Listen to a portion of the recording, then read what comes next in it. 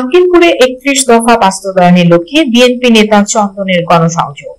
আক্কেলপুর প্রতিনিধি পাঠানো তথ্য ও ভিডিও চিত্রে দেখুন বিস্তারিত।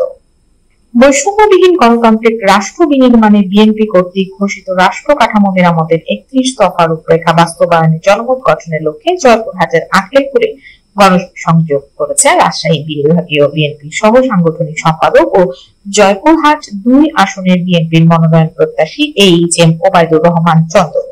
শনিবার বিকেলে উপজেলার কলেজ বাজার, কলেজহাট ও পৌর শহরের প্রধান সড়কে গণসংযোগ করেন তিনি। এ সময় আক্কেলপুর উপজেলা বিএনপির সভাপতি মোহাম্মদ আখতারুজ্জামান কমল, সাধারণ সম্পাদক আরিফ ইফতেখার রানা, পৌর বিএনপির সভাপতি মোহাম্মদ আব্বাস উদ্দিন, সাধারণ সম্পাদক আমিনুল ইসলাম পল্টু, সাবেক মেয়র ও বিএনপি নেতা আলমগীর চৌধুরী বাদশাহ, বিএনপি নেতা আমিনুর রশিদ ইকু সহ বিএনপি যুবদল, ছাত্রদল, স্বেচ্ছাসেবক দল, কৃষক দল সহ অঙ্গ সহযোগী সংগঠনের বিভিন্ন পর্যায়ের নেতাকর্মী এবং স্থানীয় গণ্যমান্য ব্যক্তিবর্গ উপস্থিত ছিলেন।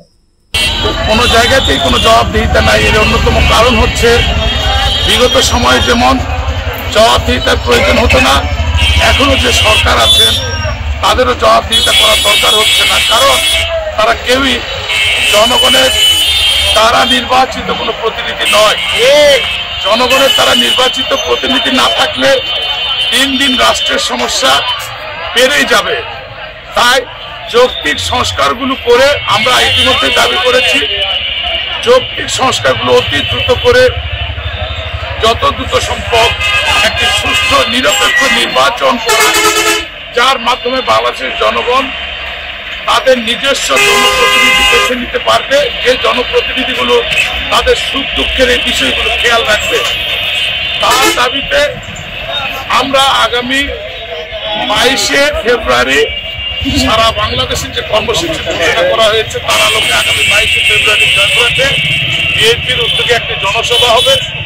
সেই জনসভার জনগণের সম্পৃক্ততার জন্য এবং আগামীতে যদি জনগণ আমাদের ভালোবেসে আমরা যদি জনগণের আস্থা অর্জন করতে পারি, যদি জনগণের আস্থা নিয়ে রাষ্ট্র পরিচালনার সুযোগ পাই, তাহলে আমরা যে ৩১ দফা আমরা জাতির উদ্দেশ্যে ঘোষণা করেছি যে আগামী দিনে রাষ্ট্র কাঠামো মেরামতের যে ৩১ দফা, সেই ৩১ দফাগুলো আমরা মানুষের মাঝে তুলে ধরার চেষ্টা করছি।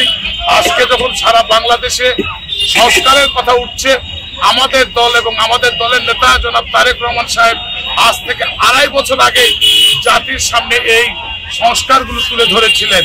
তার যৌক্তিকতা এবং তার আলোকে মানুষের কাছে আমরা মেসেজগুলো দিতে এসেছি, যাতে ইনশাল্লাহ আমরা আগামী দিনে আপনাদের ভালোবাসা এবং সহযোগিতায় যদি রাষ্ট্র পরিচালনার সুযোগ পাই, তাহলে আমরা ৩১ দফা সংস্কার করে বাংলাদেশকে সকলের জন্য স্বচ্ছ ন্যায় নীতির উপর আমরা প্রতিষ্ঠিত করতে চাই। আগামীর বাংলাদেশ হবে স্বচ্ছতার বাংলাদেশ, সমতার বাংলাদেশ, দুর্নীতিমুক্ত বাংলাদেশ